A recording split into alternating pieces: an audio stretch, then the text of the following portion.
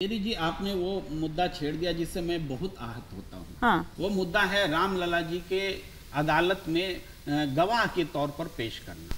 जो पूरी सृष्टि के जो भगवान है उसको हमने एक इंसान की अदालत में एक गवाह, एक क्या बोलते हैं, प्रतिवादी वादी के तौर पर हमने कटघरे में खड़ा कर दिया। ये बातें हमेशा हमें आहत करती। वो कौन लोग हैं, ये कैसा सिस्टम है, कैसा समाज है जो हमारे भगवान को, इष्ट देव को इंसान की अदालत में खड़ा करता था कि राम हुए नहीं है। ये आवाज कांग्रेस पर तमाम हिंदू कांग्रेस के कुछ आस्था रखने वालों के था कि राम हुए नहीं। उस समय कहाँ थे आप?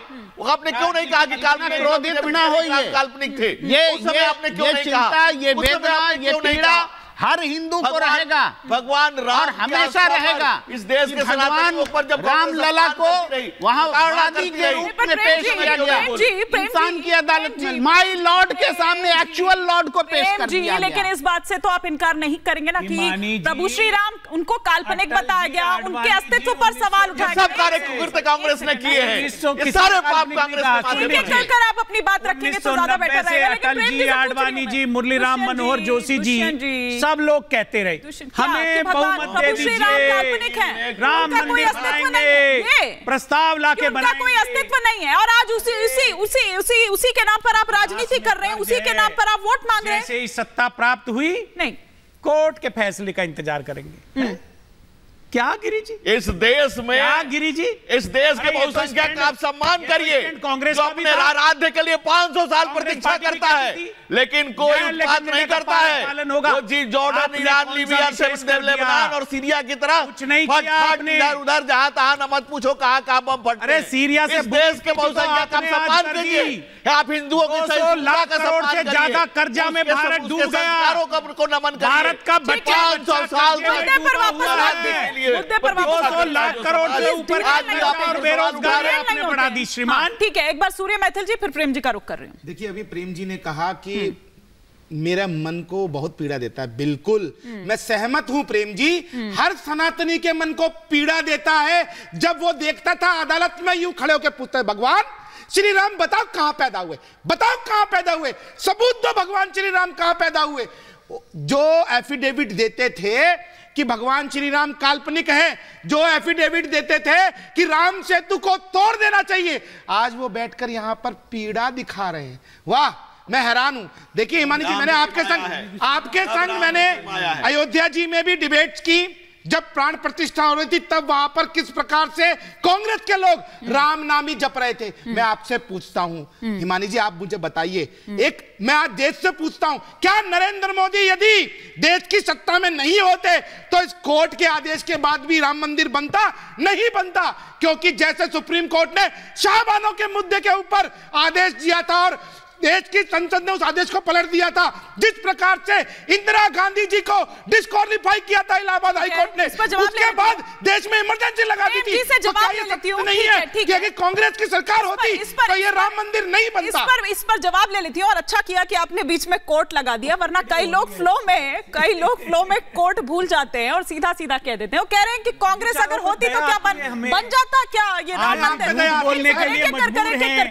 चुनाव चल रहा है, 4 मुद्दे नहीं कर सकते। नहीं तो सर, आप भी तो किस तरह के समय आप लोग भी तो फेक नैरेटिव गढ़ रहे हैं ना। उन्होंने साफ तौर पर कह दिया, और अभी आ रही हूं मैं उस बयान पर भी, क्योंकि आज केंद्रीय गृह मंत्री अमित शाह ने फिर कहा है, उन्होंने कहा है कि आदिवासियों का दुश्मन कौन था बताइए, क्योंकि आदिवासी अब तक उनके लिए किया आपने, उस पर भी आऊंगी। लेकिन सबसे बड़ा दुश्मन वो है जो उनकी गिनती को रोक रहा है। एक बार जरा प्रेम जी, कास्ट सेंसस रोकी है। एक बार प्रेम जी का रिएक्शन, आर्थिक सर्वेक्षण को रोकने वाला। आजकल दुष्यंत जी एकदम सभा वाले मोड में रहते हैं जी।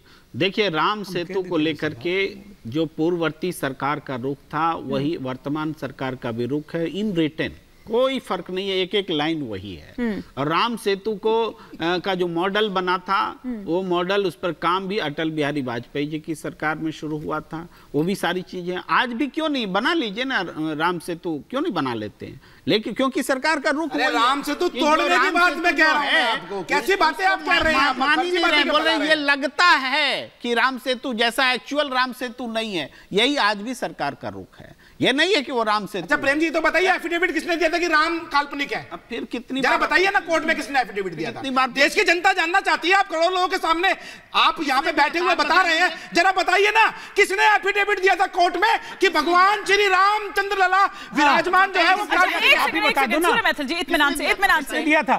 बताइए ना सिर्फ एफिडेविट की बात है, ना सिर्फ पूछ रहे हैं ना, पूछिए नहीं क्लियर होने दीजिए। प्रेम जी क्लियर होने दीजिए, किसने दिया था? आप क्लियर करिए। लेकिन सिर्फ एफिडेविट की बात नहीं है, वो बयान वीरों की भी मैं बात कर रही थी कि 2 गुड्डे रखकर वहां पर 2 गुड़िया रखकर वहां पर पूजा अर्चना की जाती है। राम से कर लेंगे मुकाबला, ये तो मल्लिकार्जुन खड़गे कह रहे हैं कि भगवान की फोटो दिखाने से पेट नहीं भरता है। राहुल गांधी ने क्या कहा था कि जय श्री राम बोलो और भूखा रहो। और जितेंद्र आव्हाड, मतलब पूरा जो भी आपका केवल एक तरफा एक कुछ लोगों का बयान पढ़, बिल्कुल ऐसे तो बहुत सारे हैं। भजन है ये कुछ कारनामों की भजन नहीं होता है, एक काली मां आपके हमारे देश में परंपरा है। देश में जब से केवल इस देश के नायक हुए हैं, नरेंद्र मोदी के नायक होने के बाद इस देश का एक हिंदू समाज, एक बार उनकी बात कंप्लीट होने सारे लोग जो देख रहे हैं, जो जान रहे हैं कि कोर्ट से आज निर्णय होने के बावजूद भी कांग्रेस कभी राम मंदिर का निर्माण नहीं होने देती, इस देश की संस्कृति को स्थापित नहीं होने देती। पर वो कहते हैं कि ताला तो हम ही ने खुलवाया है। पर वो कहते हैं कि ताला तो उन्होंने ही खुलवाया है, वो ये कहते हैं, इस चीज का दम भरते हैं वो। एक बात कोर्ट के आदेश से खुला था, कोर्ट के आदेश से ताला खुला था। हाँ प्रेम, ये सब लोग जानते हैं कि न्यायालय के आदेश से ही ताला खुला था और कह रहे हैं, तो वो कह रहे हैं कि न्यायालय के आदेश से ही राम मंदिर बना है। अब एक सेकंड तो न्यायालय में केस किसने लड़ा? हम जब अपने मैनिफेस्टो में लिख करके आए थे कि सौगंध राम की खाता है मंदिर वही बनाए, यही मैंने कहा था ना, कहते थे कि तारीख अभी थोड़ी देर पहले आप तारीख भी बता दी है, मंदिर भी बनाया है। ठीक है, एक बार जवाब तो आने दीजिए। भगवान राम का भव्य दरबार, एक कर सबसे महत्वपूर्ण बात क्या है, इनको राम मंदिर के डिबेट में क्यों मजा आ रहा है? क्यों इस वक्त राम मंदिर का डिबेट हो रहा है? आपको इसलिए हो रहा है, अरे हमारे लिए जीवन मंत्र है, भस्मीभूत होते हैं हम राम के नाम पर, हम राम के नाम पर भस्मीभूत करते हैं। ये चुनाव आपको मजा आ रहा है, आपको मजा आ रहा है, तीसरे चुनाव भगवान राम के नाम पर आपको मजा आ रहा है, बहस कर रहे हैं। अरे हम जीत पे 405 जाएंगे और कांग्रेस हार की हैट्रिक पर वोट मांग रहे हैं, राम विमुख और ये मांग रहे हैं कोई रोहन हारा, कोई रोहन हारा नहीं मिलेगा, पहले कोई रोहन हारा नहीं मिलेगा। दूसरे चरण में राम नहीं आता है। अब जब दोनों चरण ये चुनाव हार रहे हैं, आप ये राम को एक मुद्दा बना रहे हैं, ठीक है, चुनावी मुद्दा बना रहे हैं, श्री राम का नाम ले रहे हैं। अरे श्री राम को आप दोनों को प्लीज प्रेम जी और धैर्य जी, जरूरत है, दोनों को रोक रही हूँ। लेकिन प्रेम जी जो बात कह रहे हैं उसी बात को उठाते हुए सूर्य मैथिल जी इंपॉर्टेंट बात यहाँ पर कह रहे हैं, क्या जिंदा रखना चाह रही है इस मुद्दे को बीजेपी? वो कह रहे तीसरा चरण आने से पहले जिंदा रखना चाह रही है, वो फिर से जिंदा करना चाह रही है। यदि भाजपा ने इस मुद्दे को जीवित ही रखना होता तो वो चुनावों के बाद शिलान्यास प्रदान प्रतिष्ठा करते ना रामलला विराजमान की, लेकिन ऐसा नहीं किया। उन्होंने जो समय था, जो योग थे, उसके अंदर माननीय प्रधानमंत्री जी ने 11 दिनों की कठिन तपस्या नारियल के पानी के ऊपर जो उन्होंने काटा, पूरे व्रत किए, उसके बाद रामलला विराजमान की प्रतिष्ठा की। लेकिन एक और सत्य आज देश को जानना चाहिए, श्रीनिवास नटराज ये वो व्यक्ति है जिन्होंने कर्नाटक के मैसूर जिले में भगवान श्री रामलला विराजमान की जो आज ये भव्य और दिव्य मूर्ति है उसके लिए चट्टान शिला खोजी थी और उसके ऊपर कर्नाटक सरकार ने 80,000 रुपए का जुर्माना लगाया और उस व्यक्ति ने अपनी बीवी के गहने बेचकर उस जुर्माने का भुगतान किया। ये बात करते हैं यहाँ पर बैठकर भगवान श्री राम की और राम भक्तों के ऊपर इस प्रकार के जुर्माने ये लगाते हैं।